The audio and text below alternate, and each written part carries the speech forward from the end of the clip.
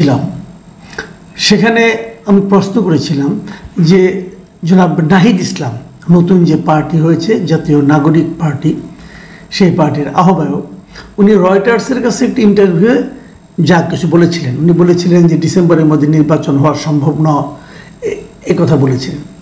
তো সেটা নিয়ে আলোচনা করতে যে ওটা নিয়ে আলোচনা করেছিলাম উনি ওখানে আরও অনেক কিছু বলেছিলেন সেগুলো নিয়ে আমি খুব একটা কথা বলিনি কারণ একটা বলতে যে অনেক সময় চলে গেল। তো আজকে উনি একটা প্রেস কনফারেন্স করেছেন বিকেলে, সেই প্রেস কনফারেন্স উনি বলেছেন যে ডিসেম্বরের মধ্যে নির্বাচন সম্ভব নয় এভাবে বলিনি। উনি বলতে চাচ্ছেন যে উনি ঠিক এভাবে বলেন নাই যে ডিসেম্বরের মধ্যে নির্বাচন সম্ভব নয় এ কথা উনি বলেন নাই। উনি কি বলেছেন তাহলে?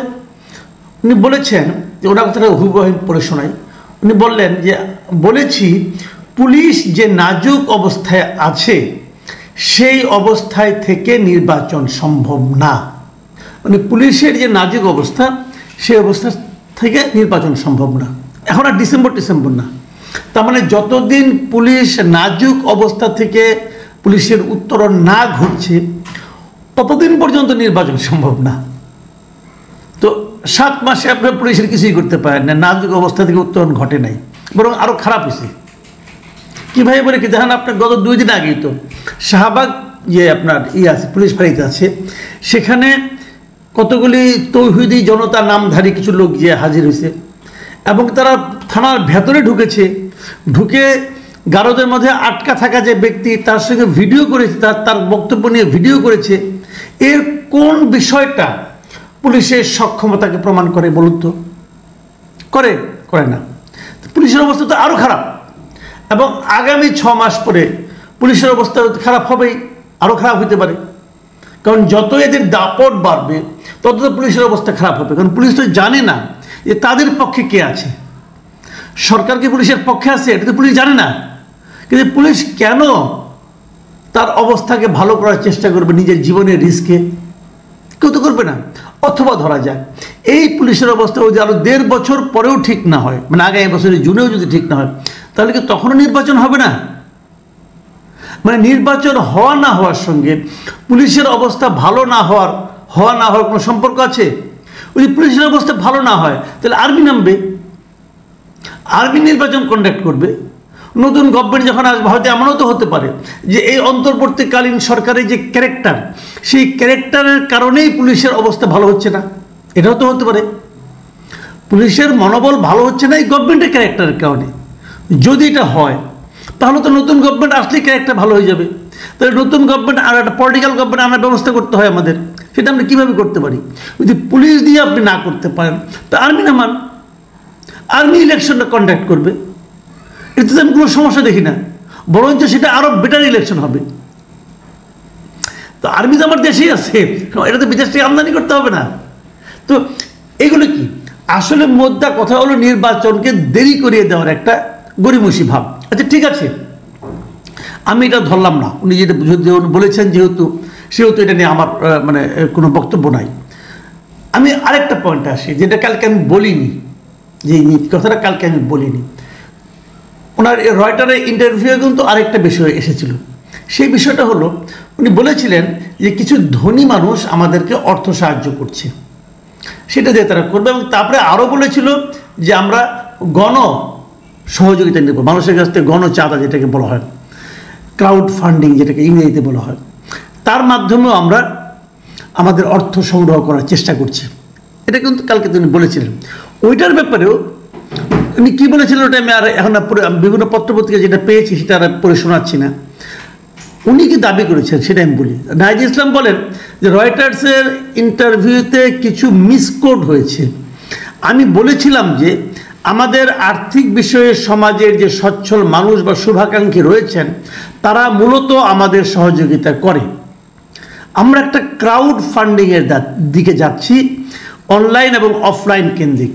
এই হলো গিয়ে মূলত বক্তব্য। উনি বলেছেন যে গণমাধ্যমে এটা নিয়ে ভুল তথ্য এসেছে, এটা সংশোধন করার জন্য অনুরোধ করব। আচ্ছা ঠিক আছে, তাহলে উনি ভুল তথ্য আলাপবাদ কী তথ্য এসেছে ওটা নিয়ে আলোচনাই করতে চাই না।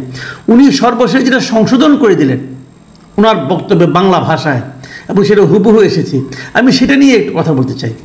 প্রথমত উনি কি বলেছেন আবার বলি, শুনুন। আমাদের আর্থিক বিষয়ে সমাজের যে সচ্ছল মানুষ বা শুভাকাঙ্ক্ষী রয়েছেন তারা মূলত, মাথায় রাখবেন, মূলত আমাদের সহযোগিতা করে। মানে প্রধান সাহায্যটা তারা পাচ্ছে সমাজের আর্থিকভাবে সচ্ছল বা শুভাকাঙ্ক্ষীদের কাছ থেকে। যারা আর্থিক এবং তাদের শুভাকাঙ্ক্ষী তাদের কাছ থেকে যে অর্থটা পায় এটাই তাদের প্রধান আয়ের উৎস। তারপর আবার বলছে আমরা একটা ক্রাউড ফান্ডিংয়ের দিকে যাচ্ছি, যায় না এখনো, তারা যাচ্ছে। মানে ক্রাউড ফান্ডিং মানে কি? গণচাঁদা। সাধারণ মানুষকে বলবে আপনারা আমাদের টাকা দেন, আমরা দল চালাবো। অনলাইনে হতে পারে, বিকাশে হতে পারে, নগদে হতে পারে, যে যেভাবে পায় তাদেরকে টাকা দিবে, এই একটা পদ্ধতি হতে পারে। ওনার ওদিকে যাচ্ছেন মানে কি? ভবিষ্যৎকাল, এখনো যাননি। তার মানে এখন পর্যন্ত যারা যা কিছু করেছেন সেটা সেই সমাজের সচ্ছল মানুষ বা শুভাকাঙ্ক্ষী তাদের কাছ থেকে পেয়েছেন এবং আগামীতেও মূলত এরাই দেবেন। এই জায়গাটাতেই আমার প্রশ্ন, কারা আপনাদের শুভাকাঙ্ক্ষী, কারা সেই সচ্ছল মানুষেরা? আমরা বিগত সরকারের সময় দেখেছি যে বিভিন্ন ব্যবসায়ীরা যারা নাকি আগের সরকারের কাছ থেকে সুবিধাভোগী ছিল তারা সেই সরকারের পদলেহন করত, তারা সেই সরকারের নানা রকম কর্মকাণ্ডে সরকারকে সহায়তা করত। এমনকি যখন জুলাই আন্দোলন চলছিল তখনও এই ব্যবসায়ীরা শেখ হাসিনাকে নানাভাবে পরামর্শ দেওয়ার চেষ্টা করেছে যে কীভাবে আন্দোলনকে কন্ট্রোল করা যায়, আন্দোলনকে দমিয়ে রাখা যায়। সেই পরামর্শ কিন্তু এই ব্যবসায়ীরা দিয়েছিল। তাদের বিপুল অর্থ তারা সরকারের সহযোগিতায়, সরকারের আশকারায় ব্যবসার নামে লুণ্ঠন করেছে, নানা মানুষের কাছ থেকে তারা লুণ্ঠন করেছে, ব্যাংক লুট করেছে, ব্যাংকের টাকা নিয়ে বিদেশে রপ্তানি করেছে, এই ব্যবসায়ীরাই করেছে। তার একটা তালিকাও হয়েছে, নতুন গভর্নমেন্ট এসে একটা তালিকাও করেছে। 10 জন ব্যবসায়ীর নাম আমরা দেখতে পাচ্ছি।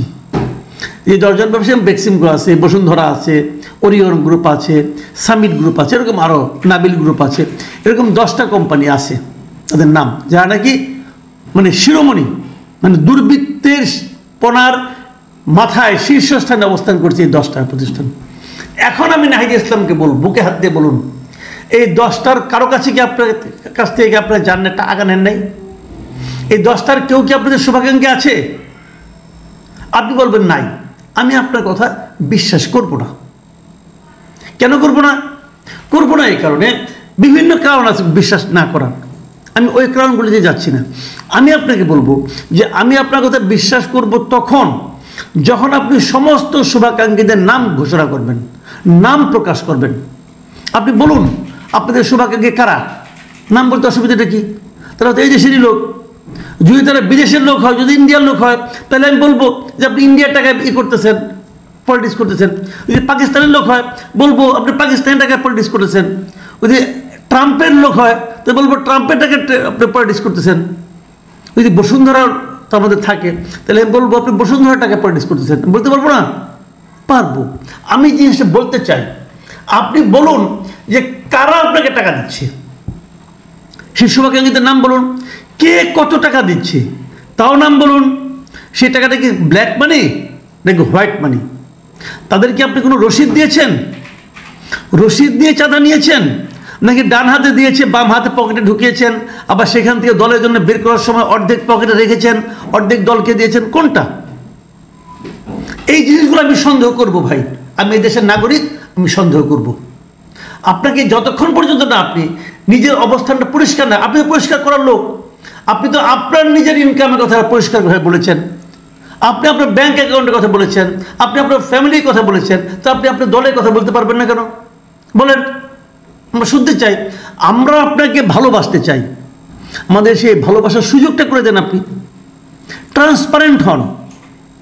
ট্রান্সপারেন্ট হলে এক লাফে আপনার দলের জনপ্রিয়তা অনেক দূর এগিয়ে যাবে। আওয়ামী লীগ বিএনপি ট্রান্সপারেন্ট দল না ভাই, আমরা তাদের বিকল্প একটা দল খুঁজতেছি।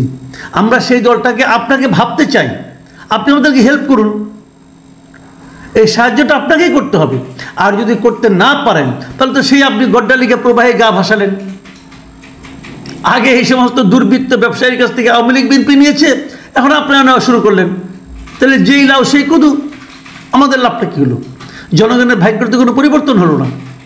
আমি আপনাকে আহ্বান করব, আপনারা অতি দ্রুত এতদিন যত টাকা পেয়েছেন সব টাকার হিসাব পাবলিক ডোমেইনে অনলাইনে আপনারা ওপেন করে দেন। কার কাছ থেকে কত টাকা পেয়েছেন, প্রত্যেকটা নাম, প্রত্যেকের নামের তার কোন ব্যবসা প্রতিষ্ঠান এবং তার কাছ থেকে কত টাকা পেয়েছেন তার একটা হিসাব দেন। যদি কাউকে 10 টাকা পান সেটাও বলেন, অমুক আমাকে 10 টাকা দিয়েছি বলেন। আমরা হিসাবটা চাই আপনার কাছ থেকে। আপনি কয় টাকা তুলেছেন, কয় টাকা খরচ করেছেন, অথবা কয় টাকা আপনার লোকজন মেরে দিয়েছে সেটাও আমি জানতে চাই। প্রিয় দর্শক, নতুন দলের কাছে আমাদের চাহিদা সবসময় বেশি থাকবে। নতুন দলের কাছে আমাদের প্রত্যাশা নতুন প্রত্যাশাই থাকবে।